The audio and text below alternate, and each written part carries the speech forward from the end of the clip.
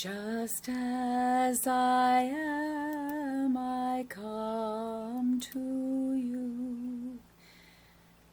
Black, brown, white, Native American, African, Asian, just as I am, I come to you. Woman, two-spirit, transgender, gay, man, straight, lesbian, just as I am, I come to you. Grieving, laughing, longing, living, immobilized, dying, just as I am, I come to you.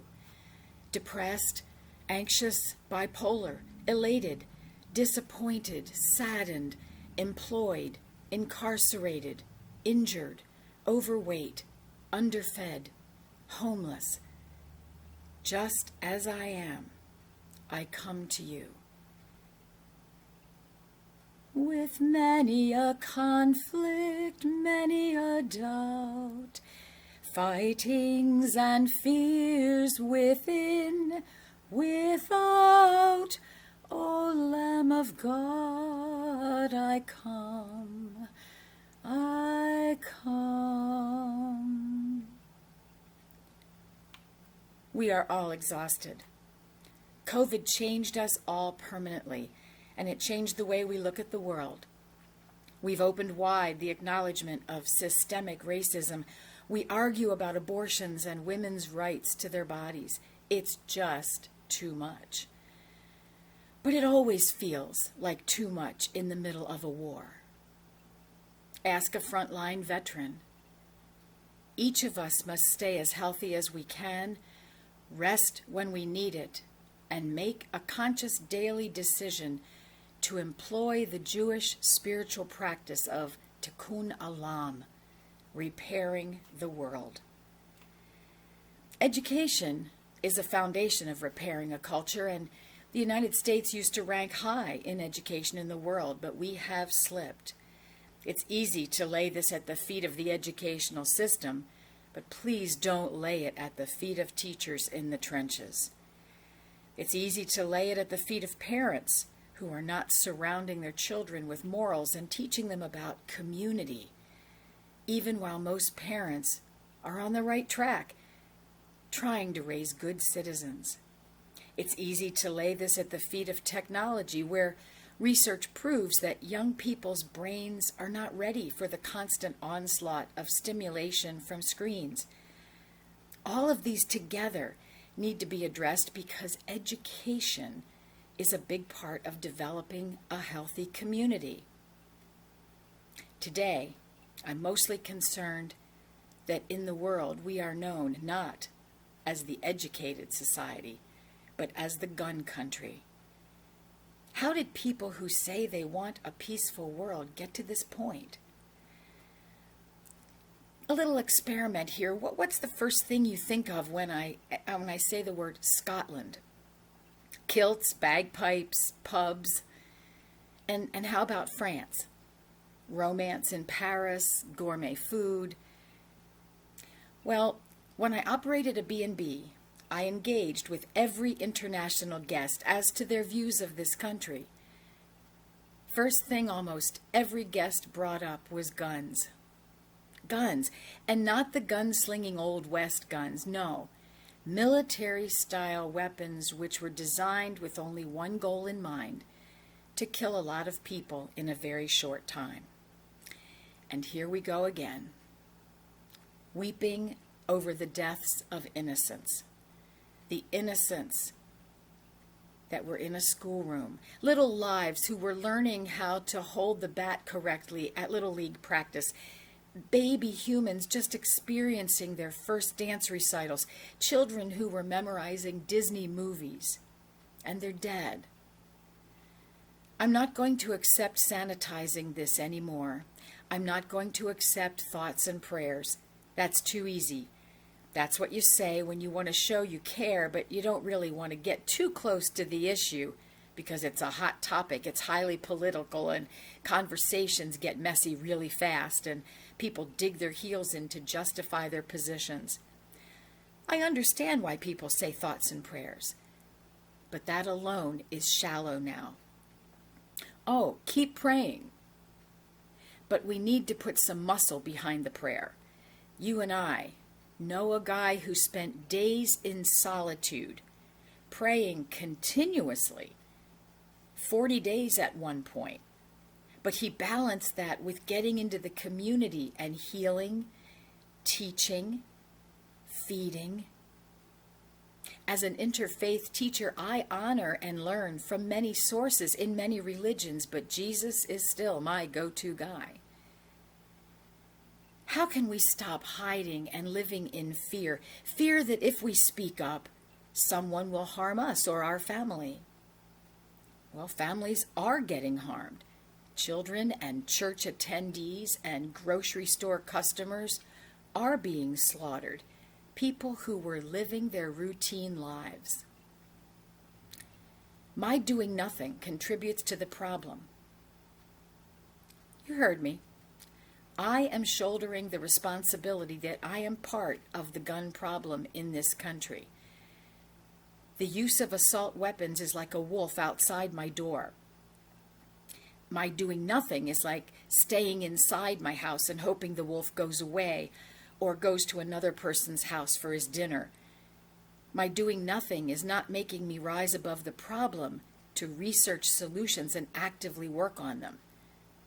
I could lay a trap for the wolf. I could begin to throw something out the window to appease him.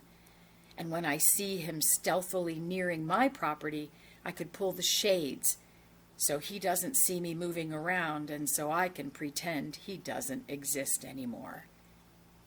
I can bolt the door shut tightly. I know what the wolf is at my door. People who live in so much fear and powerlessness that they feel the need to own the biggest and most powerful weapons available. What scares them so much that they need an arsenal in their basements, I don't know. Fear of the end of the world, perhaps? Fear of others? People who aren't like them in some way? People who don't share the same warlike mindset? Fear that the great replacement movement is moving fast? Fear. I can no longer do nothing and hope my neighbors won't hoard arsenals. Hope that people will stop giving young boys guns before their brains are formed enough to make wise decisions. Yes, I said young boys because more than 90% of massacre shooters are male. According to the Gun Violence Archive, an independent data collection organization, there have been 212 mass shootings in this country in 2022. A mass shooting is defined as 4 or more people shot or killed. In 2021, there were 693. So brace yourself. We're not done for this year. I understand that we are created with a variety of mental and physical capabilities, and some people want to blame mental illness for this problem. That's not playing fairly. Mental illness does need to be destigmatized, and more people need to be trained in the fields that provide services for people who live with mental illness. But I can no longer lay the massacres at the feet of mental illness.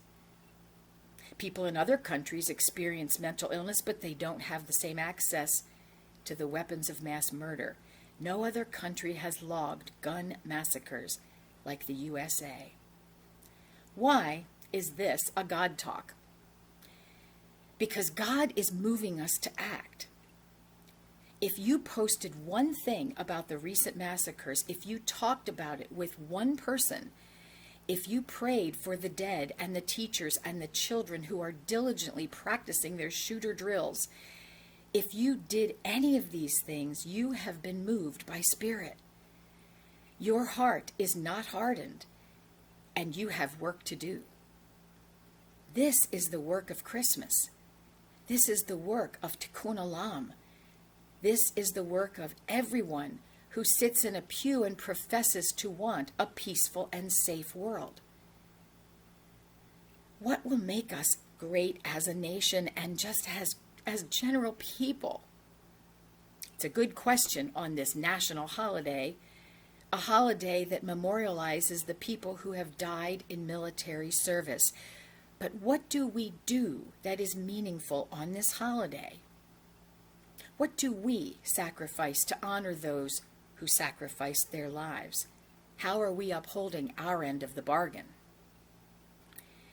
In my community, not much. I see no real sacrifice. We place flags on graves, we attend parades, we applaud as the current members of the armed forces march by. We sing the Star-Spangled Banner and bands play America the Beautiful. We hold picnics as though it's a celebration holiday and not a sacred grieving one. And we sleep in because our government voted years ago to deem Memorial Day, or Flag Day as it used to be called, where banks and government offices and schools are closed, a holiday. None of which is sacrificial in my eyes. Some say having a strong military is to maintain our freedoms. I've noticed lately that the freedoms that are being trampled are not being threatened from without. They do not come from an outside enemy that requires armed forces to defend what we know and have fought so hard to build. No, our freedoms are being threatened from within. Too many of us have the right answer, and that keeps us from opening dialogue between neighbors. What I want is for us to listen to one another, to have a dialogue where we agree at the onset that we're not trying to sway the other person to our side. Have a forum where we can hear, truly hear, why the other person feels the way they do. No propaganda, no catchy slogans on t-shirts. True, honest, mature dialogue. You see, I can own guns and believe there should be stricter laws about obtaining them. I can own a gun and hold my protest sign on the street corner saying that no one outside law enforcement and military should own an assault rifle. I can be patriotic and believe it is right to take a knee in silent protest to draw attention to national issues. These things are not mutually exclusive. And if you believe that everyone should be able to be who they are without living in fear, if you really believe that, well, you might be called a radical, you might be called liberal, you might be called a socialist, you might start arguments in your apartment building, you might be an outcast, and you might be such a threat to society that the Romans will hang you on a cross. It's time for those of us who do believe in living without fear to join together and be as strong as those who are trying to make America great again with violence. Someone must rise above the fray and open mature dialogue, but it's scary. So we stay quiet, we stay locked inside physically and emotionally. Albert Einstein said, "We can't solve problems by using the same kind of thinking we used when we created them." Wait, what? I created gun violence? I chose this? No, not in the sense of consciously saying yes to killing one another, no. But when I turn my head and avoid a conversation about violence and firearms, my silence adds to the problem. This America, where the war is right here, on our turf, in our grocery stores, in our schools, in our temples and nightclubs and mosques and churches, this America is not the one that soldiers gave their lives for.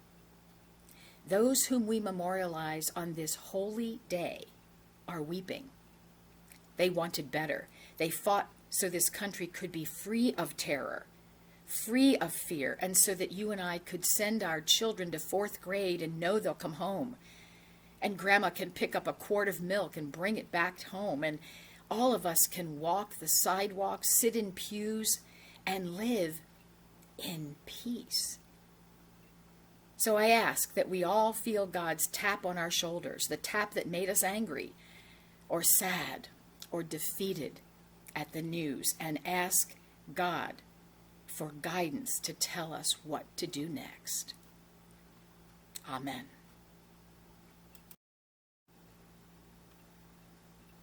I prayed these words this morning. My soul is weary. Oh Lord, I cannot absorb one more piece of news about guns. I cannot continue crying about murdered children. The pandemic depleted me. I have no strength to plead with one more senator. I need you. I need you to remind me what made people in the past put down their swords and their guns. And I need you to lead me to helping that happen again. How do we do it in 2022? Remind me how to keep my loving heart open and yet be angry enough to do something. I am supposed to be helping to build your kingdom on earth as it is in heaven, but I am so weary.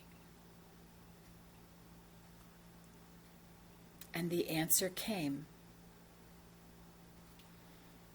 You are my hands, you are my feet, and you are my ambassador on this earth. What you say and do for the highest good of all. You are a mystic, a sage, a wise one. Rise above the noise of the world. Take your time to make a plan, and then rise up. Rise up even though you are weary. For the soul of the mama who buried her child this week touched you. You hear the grumblings in the bellies of the Buffalo families with no access to food. Rise up and make one more call. Write one more letter. Speak openly at the town meeting. Rise up and call out those who do not yet see, for they will continue to meet me through you. Be humble and be angry. Be loving and be strong. My strength is always yours to have whenever you desire it. And my beloved, be the light in this darkness. And when you are too weary to create your own light, let mine glow from every cell of you. Love, God.